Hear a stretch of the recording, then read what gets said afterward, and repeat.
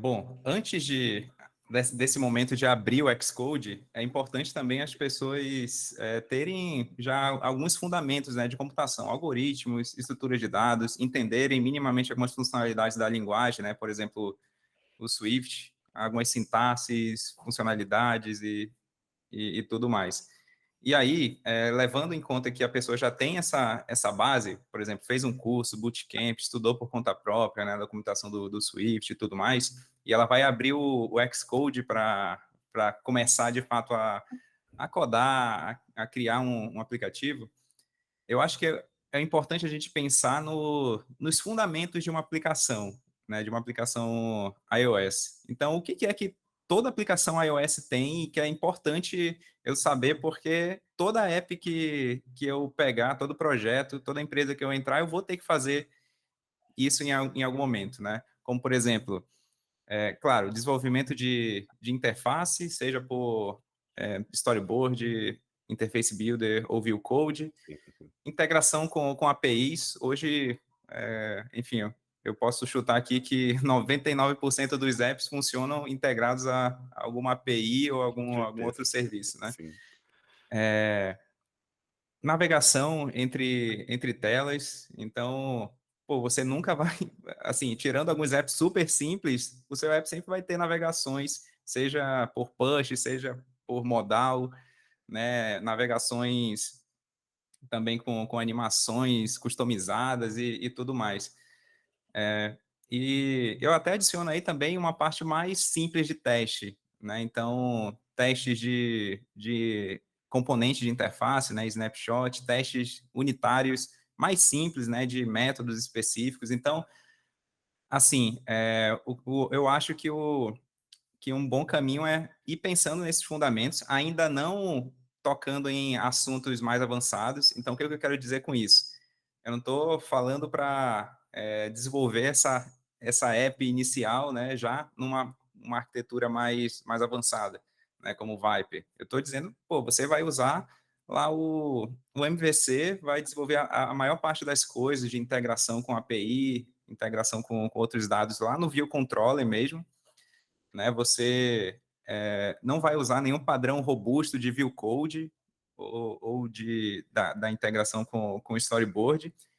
Eu acho que nesse primeiro momento, a ideia é você deixar o app funcional, né? Ele rodando, ele fazendo o que você precisa, para, num segundo momento, você ir refatorando, né? Então, pô, esse view controller, depois que eu desenvolvi isso, ele parece muito grande e parece ter muitas responsabilidades envolvidas. Então, será que eu não poderia usar uma arquitetura um pouco mais robusta, como o MVVM, para tirar essa responsabilidade do view controller e colocar numa outra entidade, que é a view model, entendeu? Então, a ideia é você começar a fazer funcionar e aí ir refatorando aos poucos e adicionando essas questões um pouco mais intermediárias, avançadas, à medida que você vai aprendendo sobre isso, né? Então, eu acho que, como a gente já falou, começar já de primeira em assuntos mais avançados pode ser frustrante, né, além de ser muito complicado de início. sim, com certeza, porque isso que você comentou, o pré-Xcode ali, então é o trabalho ali que seja interessante a pessoa estudar fundamentos sobre ciência da computação, engenharia de software, antes de começar a escrever o teu código ali. É muito o que eu vejo também, você aprender sobre o ecossistema, do iOS ali. Então, para você desenvolver uma aplicação para iOS, esses fundamentos, essa separação que você fez, entre construção de UI, uma navegação, requisição numa API, alguma coisa do tipo, eu concordo. E assim, usar as tecnologias que a gente tem grande parte de documentação, pô, começando sua aplicação ali com um MVC e usando storyboard. Isso, no futuro, vai te ajudar a entender algumas implementações que você precise fazer, ou contornar no seu código por você não utilizar essas soluções.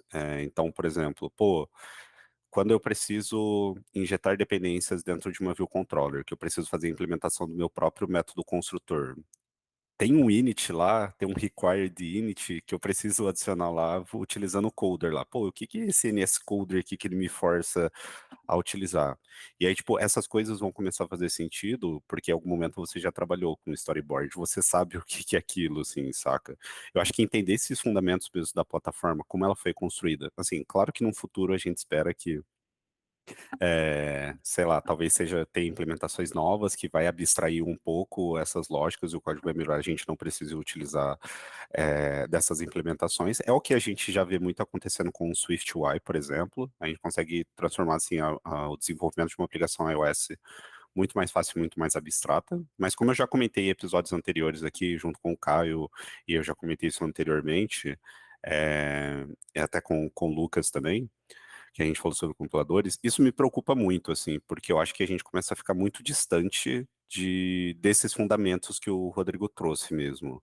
Porque, pô, você vai lá, cria uma aplicação, não iOS especificamente, você cria uma app lá no Hoje no Xcode, você consegue, sei lá, com 5 linhas de código, você tem uma aplicação multiplataforma ali que roda no Mac, no iOS, no iPadOS, no Watch ali, não, Watch não, mas nessas 3 plataformas, com uma interface super completa, tipo, e assim, assim, você não precisou fazer muita coisa.